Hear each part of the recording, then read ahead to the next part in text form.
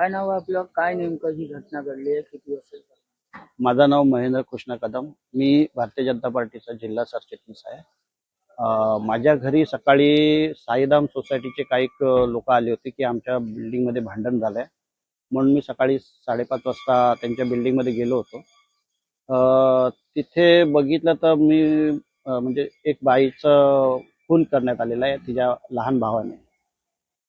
काय नाव आहे त्यांचं आणि कशा प्रकारे हत्या झाली? जी मयत झाली आहे तिचं नाव सुरेखा कानडे म्हणून आहे आणि ज्याने मारलाय त्याचं नाव अजित माळुष्टे म्हणून आहे. का नेमकं ही हत्या करण्यात आली काय माहिती आहे? हा जो अजित नावाचा व्यक्ती जो आहे तो मनोरुग्ण आहे, थोडा वेडसळ आहे आणि त्याचे औषध वगैरे चालू होते. त्याने 15 दिवसापासून काहीतरी औषध वगैरे काय घेतले नव्हते, त्याच्या डोक्यावर परिणाम होता.